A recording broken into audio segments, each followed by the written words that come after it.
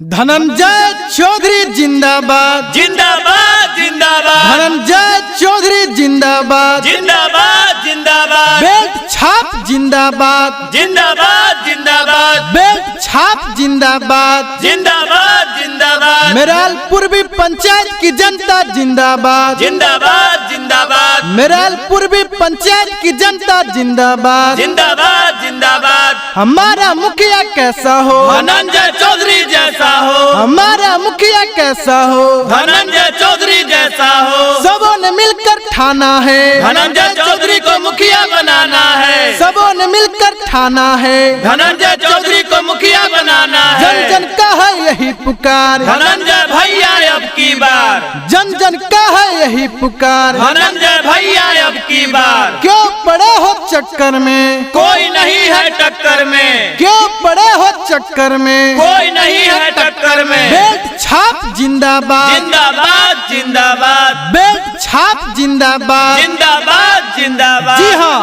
भाइयों एवं बहनों एवं युवा नौजवान साथियों, मेराल पूर्वी पंचायत से मुखिया पद हेतु योग्य, शिक्षित, अनुभवी, ईमानदार, कर्मठ प्रत्याशी धनंजय चौधरी का चुनाव चिन्ह बेल्ट छाप पर मोहर लगाकर क्रम संख्या 4 पर मोहर लगाकर भारी मतों से विजयी बनाए।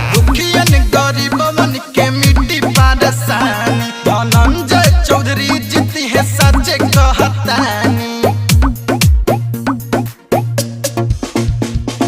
दुखियन गरीबन के मिट्टी पारसानी धनंजय भैया जीती है सच कहतानी। देखो विरोधियन के लटकल बलोला हो लटकल बलोला।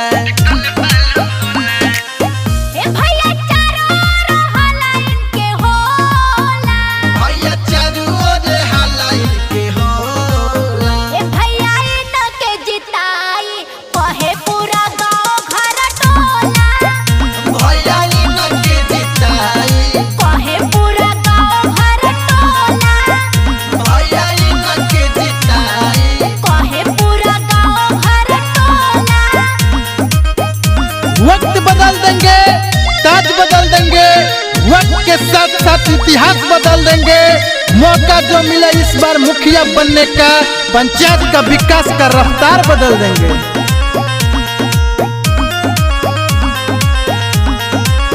मेराल पूर्वी पंचायत खुशहाल रही भैया, सरकारी काम में न लागी रुपैया। घुसखोरी के सब मिटाई है, सबके पेंशन आवास दिलवाई है। नहीं लुटेरवन के भरिया पे झोला हो भरिया पे झोला। ए भैया चारों ओर हाला इनके होला। भैया चारू ओर हाला इनके होला। ए भैया इनके जिताई कहे पूरा गांव घर टोला। भैया इनके जिताई कहे पूरा गांव घर टोला। भैया इनके जिताई। कहे पूरा गांव घर टोला। एक एक वोट पंचायत का विकास लिखेगा, जो हुआ नहीं कभी वो इतिहास लिखेगा।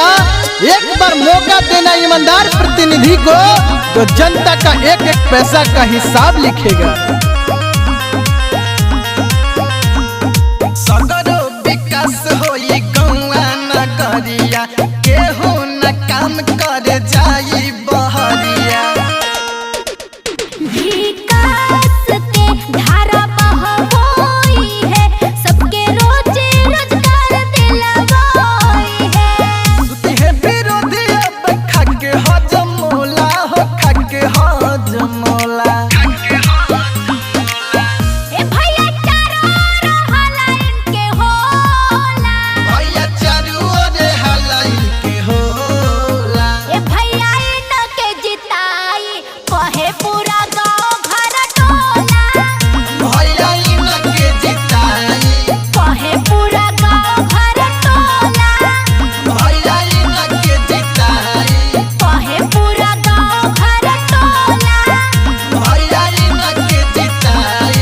निषाद रिकॉर्डिंग स्टूडियो गढ़।